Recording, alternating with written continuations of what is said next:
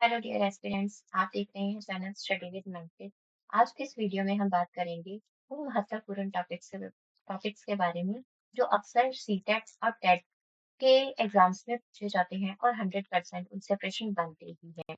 ये पेजेस मैंने अपने नोट्स पे रखे हैं जिन्हें पढ़कर मैंने अपना सीटेट और टेट का एग्जाम जो है वो फर्स्ट अटेम्प्ट में ही क्वालिफाई किया था। ये सीरीज एग्जाम प्रिपरेशन के लिए बहुत हेल्पफुल रहेगी आपके लिए। अगर आप शुरुआत से पढ़ना चाहते हैं तो प्लेलिस्ट को क्रम से देखें। इसी सीरीज में नए वीडियोस भी जोड़े जा रहे हैं ताकि आपका पूरा सिलेबस आपको एक ही जगह पे मिल सके। आप प्लेलिस्ट को शुरू से एंड तक देखें, इससे आपका कंसेप्ट क्लियर होगा। अगर आपको मेरी ये नोट्स फ्री में चाहिए तो आप मुझे टेलीग्राम चैनल पे ज्वाइन कर सकते हैं। वहां से आप ये पीडीएफ जो है वो फ्री में डाउनलोड कर सकते हैं। तो चलिए शुरू करते हैं। सबसे पहले कपास पैदा करने का श्रेय सिंधु सभ्यता के लोगों को है। सिंधु घाटी सभ्यता के लोग सूती कपड़े का प्रयोग किया करते थे। सभी लिपियां जो है वो बाएं से दाईं ओर लिखी जाती थी, लेकिन हड़प्पा की लिपि जो थी वो दाएं से बाएं लिखी जाती थी। सिंधु घाटी के लोथल क्षेत्र से पता चलता है कि ये लोग नदी या समुद्र से व्यापार किया करते थे। आगे देखें। हड़प्पा और मोहनजोदड़ो। सिंधु घाटी की सभ्यता का यह सबसे बड़ा स्थल दिखाई देता है। ये प्रश्न आपसे पूछ भी सकता है एग्जामिनर कि सिंधु घाटी का सबसे बड़ा स्थल कौन सा है, तो आप याद रखिएगा मोहनजोदड़ो। और ये इंडस रिवर के किनारे स्थित था। आगे देखें। इसकी खोज 1922 ईस्वी में की गई। इसकी खुदाई सबसे पहले किसने करवाई थी, आपको ध्यान रखना होगा ये नाम। राखल दास बैनर्जी ने करवाई थी इसकी खुदाई। ठीक है, आगे देखें। Indus valley Indus valley civilization की साइट्स भारत, पाकिस्तान और अफगानिस्तान में सिंधु घाटी सभ्यता का प्लेस मिला है। ठीक है, कौन कौन सी साइट है इसकी? भारत, भारत, पाकिस्तान और अफगानिस्तान में सिंधु घाटी सभ्यता का प्लेस मिला है या उनका स्थल मिला है। आगे देखें। मोहनजोदड़ो से मिली वस्तुएं, मतलब मोहनजोदड़ो से कौन कौन सी वस्तुएं हैं जो मिली हैं? कॉटन, पीस ऑफ क्लॉथ, मतलब सूती कपड़ा, जहाँ उसका टुकड़ा मिला। ग्रेट बाथ, मतलब स्नान घर, जो ग्रेट बाथ है, ये भी एक प्रश्न कई बार पूछा गया है कि किस स्थल से जो है वो ग्रेट बाथ मिला या स्नान घर मिला, आप याद रखिएगा मोहनजोदड़ो से। आगे देखें। ब्रॉन्ज की डांसिंग गर्ल की मूर्ति कहाँ से मिली? मोहनजोदड़ो से। आगे। पशुपति पशुपति की मूर्ति भी है जो मोहनजोदड़ो से मिली है। आगे एक नया चैप्टर शुरू हो रहा है वैदिक काल का। चलिए शुरुआत करते हैं वैदिक काल की। 1500 ईस्वी पूर्व से 600 ईस्वी पूर्व। अभी आप देख रहे होंगे कि 1500 ईस्वी पूर्व और 600 ईस्वी पूर्व, इसके बारे में मैंने पिछली वीडियो में बताया हुआ है। आप मेरी हिस्ट्री की प्लेलिस्ट में जाकर ये जो मैंने टॉपिक समझाए हैं उसके बारे में जानकारी प्राप्त कर सकते हैं। तो चलिए देखते हैं आगे। आर्य संभवतः काला सागर और कैस्पियन सागर के पास के मैदानों में रहते थे। कहाँ पर रहते थे? काला सागर और कैस्पियन सागर के पास के मैदानों में। आर्य लोग गांव में रहने वाले किसानों को पणी नाम से पुकारते थे। याद रखिएगा, आर्य लोग गांव में रहने वाले किसानों को पणी नाम से पुकारते थे। और आर्य पणियों के बीच जो लड़ाइयां अक्सर हुआ करती थी, आर्य उनको दस्यु कहा करते थे और दस्यु शब्द ही आगे चलकर दास नाम से प्रचलित हुआ। आर्य उत्तर पश्चिम में सिंधु और इसकी 5 सहायक नदियां सतलुज, प्यास, रावी, झेलम और सरस्वती के किनारे या उसके क्षेत्र में रहे। आगे देखें। ऋग्वेद में इसे सप्त सैंधव प्रदेश कहा गया है। ऋग्वेद में, ठीक है, ध्यान रखिएगा, इसे कौन से प्रदेश के नाम से जाना है? सप्त सैंधव के नाम से जाना गया है, जहां पर आर्य आकर बसे थे। ऋग्वेद की रचना प्राकृत भाषा में हुई है। ये बात आपको ध्यान रखनी होगी। बहुत से क्वेश्चन, बहुत बार इस पे ये क्वेश्चन बना हुआ है कि ऋग्वेद जो है वो किस भाषा में लिखा गया है या उसकी रचना किस भाषा में हुई है, आपको याद रखना है प्राकृत भाषा में, जिसका परिवार भारत प्लस यूरोप को मिलाकर बना भारोपीय परिवार से हुआ है। आगे वेदों के बारे में जानते हैं।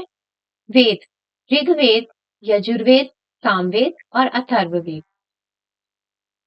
और हमारे सिलेबस में जो है वो सिर्फ हमें ऋग्वेद के बारे में ही जानकारी प्राप्त करनी है। ठीक है, तो जानते हैं।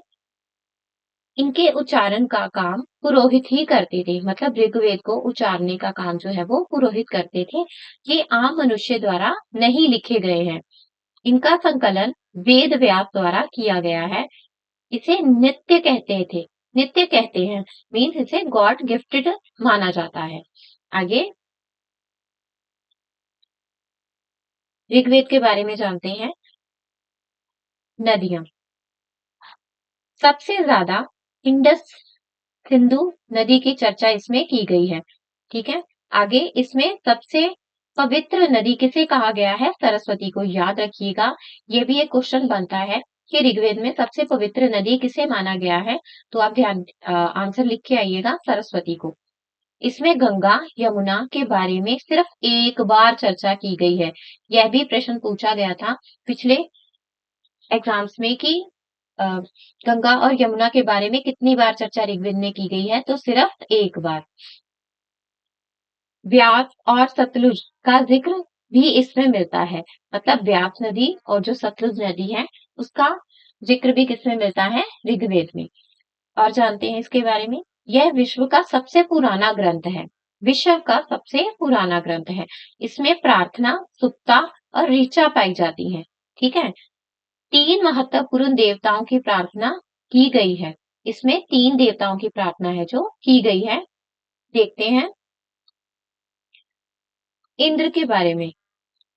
इंद्र के बारे में, मतलब गॉड ऑफ वॉर किसे माना गया है, इंद्र को माना गया है, जिसके बारे में 250 सूक्तियां, 250 सूक्त मिलते हैं। अग्नि, God of fire, God of fire किसे माना गया है, अग्नि को। सोम, वनस्पति के रूप में। ठीक है, आगे वरुण, वरुण जो है गॉड ऑफ बिहेवियर के लिए माने गए हैं, लेकिन कहीं कहीं ही इसका जिक्र किया गया है। ज्यादा जिक्र जो है वो सिर्फ इन तीनों का ही किया गया है। आगे देखते हैं। इसमें गाय और घोड़े तथा रथ की बात भी की गई है, भी कही गई है। ठीक है ना, इसके बारे में किस किस की बात की गई है, गाय, घोड़े और रथ की बात की गई है, जिसे अघन्य कहा गया है। अघन्य, याद रखिएगा। आगे व्यवसाय के बारे में बात हुई है। किस व्यवसाय के बारे में बात हुई है, पशुपालन की। इसमें पशुपालन की बात की गई है। इस समय के लोग, इस समय के लोगों को आर्य कहते थे, आर्य कहते थे। इन्होंने, जो आर्य थे, इन्होंने दूसरे लोगों को दस्यु कहा, जिन्हें बाद में दास कहा जाने लगा। आर्य ने जिन लोगों को दस्यु कहा, उन्हें बाद में दास कहा जाने लगा। ये प्रार्थना में मंत्रों का उच्चारण करते थे। जो आर्य थे वो क्या करते थे, प्रार्थना में मंत्रों का उच्चारण करते थे। कौन कौन सी प्रार्थना करते थे ये, संतान की प्राप्ति और पशु की प्राप्ति के लिए प्रार्थना करते थे। और ऋग्वेद में विश्वामित्र ने ही गायत्री मंत्र की रचना की है। ये भी एक प्रश्न बना है कि गायत्री मंत्र की रचना जो है वो किसने की है, तो आप याद रखिएगा, विश्वामित्र ने। आगे चलते हैं। विश्वामित्र को एक मंत्र में सतलुज और ब्यास नदी की पूजा करते दिखाया गया है। यह भी एक प्रश्न बना हुआ है कि विश्वामित्र ने एक मंत्र में किन नदियों की पूजा की है, तो याद रखिएगा, सतलुज और ब्यास की। विश्वामित्र ने सतलुज और ब्यास की तुलना गाय और घोड़े से की है। किससे की है, सतलुज और ब्यास की तुलना गाय और घोड़े से। आगे देखते हैं कुछ महत्वपूर्ण तिथियां।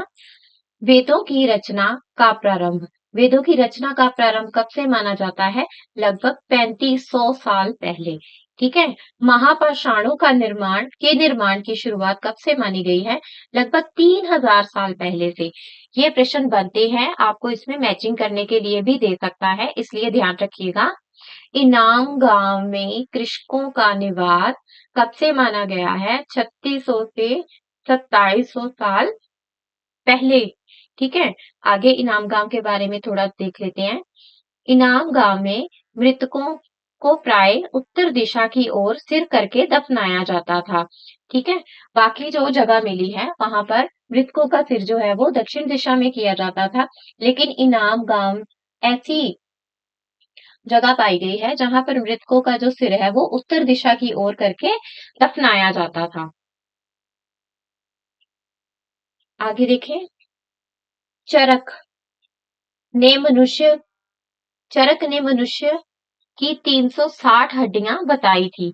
मतलब लगभग आज से 2000 साल पहले एक चरक नाम का व्यक्ति था जिसने मनुष्य की हड्डियां कितनी बताई थी? 360। आगे देखते हैं। चरक जो एक चिकित्सक थे या चिकित्सक के जानकार थे, उन्होंने अपनी किताब चरक संहिता, ये भी एक प्रश्न बनता है कि चरक ने कौन सी किताब लिखी, तो याद रखिएगा चरक संहिता में मनुष्य में बताया कि सबसे पहले इन्होंने ही बताया था कि मनुष्य में 360 हड्डियां पाई जाती हैं। ठीक है, किसने बताया था? चरक ने। नेक्स्ट वीडियो में पढ़ेंगे हम वैदिक काल के बारे में। तो आज का हमारा टॉपिक यहीं पर खत्म होता है। मिलते हैं हम नेक्स्ट वीडियो में। और अगर आपको मेरे इस नोट्स के जो फ्री में पीडीएफ चाहिए, तो आप मेरे टेलीग्राम ग्रुप को ज्वाइन करके ये पीडीएफ जो है वो डाउनलोड कहाँ से कर सकते हैं। ठीक है। और प्लेलिस्ट में जाकर जो पिछले टॉपिक मैंने समझाए हैं आप उन्हें समझ सकते हैं, देख सकते हैं। और जिन फ्रेंड्स ने सीटेट या टेट का एग्जाम देना है उनके साथ शेयर कर सकते हैं। मिलते हैं नेक्स्ट वीडियो में। Till then bye bye.